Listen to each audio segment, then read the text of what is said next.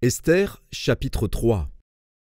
Après ces choses, le roi Assuérus fit monter au pouvoir Aman, fils d'Hammédatha, l'Agagite. Il l'éleva en dignité et plaça son siège au-dessus de ceux de tous les chefs qui étaient auprès de lui. Tous les serviteurs du roi, qui se tenaient à la porte du roi, fléchissaient le genou et se prosternaient devant Aman, car tel était l'ordre du roi à son égard. Mais Mardochée ne fléchissait point le genou et ne se prosternait point. Et les serviteurs du roi, qui se tenaient à la porte du roi, dirent à Mardochée: « Pourquoi transgresses-tu l'ordre du roi ?» Comme ils le lui répétaient chaque jour et qu'il ne l'écoutait pas, ils en firent rapport à Aman pour voir si Mardochée persisterait dans sa résolution, car il leur avait dit qu'il était juif. Et Aman vit que Mardochée ne fléchissait point le genou et ne se prosternait point devant lui. Il fut rempli de fureur.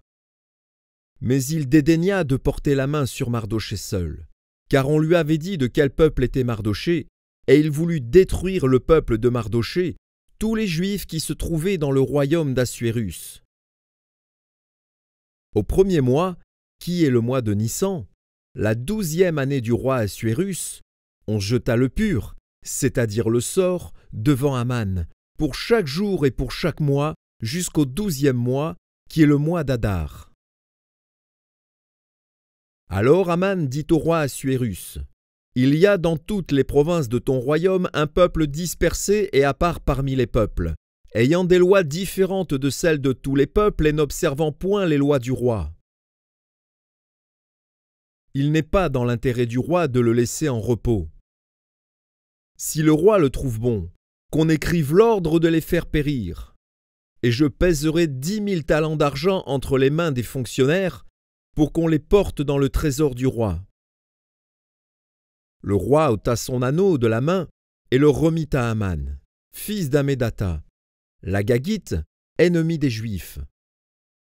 Et le roi dit à Aman: « L'argent t'est donné, et ce peuple aussi, fais-en ce que tu voudras. » Les secrétaires du roi furent appelés le 13e jour du premier mois, et l'on écrivit, suivant tout ce qui fut ordonné par Aman, aux satrapes du roi, aux gouverneurs de chaque province et aux chefs de chaque peuple, à chaque province selon son écriture et à chaque peuple selon sa langue. Ce fut au nom du roi Assuérus que l'on écrivit, et on scella avec l'anneau du roi. Les lettres furent envoyées par les courriers dans toutes les provinces du roi, pour qu'on détruisît, qu'on tuât et qu'on fît périr tous les Juifs, jeunes et vieux, petits enfants et femmes, en un seul jour, le 13e du 12e mois, qui est le mois d'Adar, et pour que leurs biens fussent livrés au pillage. Ces lettres renfermaient une copie de l'édit qui devait être publié dans chaque province, et invitaient tous les peuples à se tenir prêts pour ce jour-là. Les courriers partirent en toute hâte, d'après l'ordre du roi. L'édit fut aussi publié dans Suse, la capitale. Et tandis que le roi et Aman étaient à boire, la ville de Suse était dans la consternation.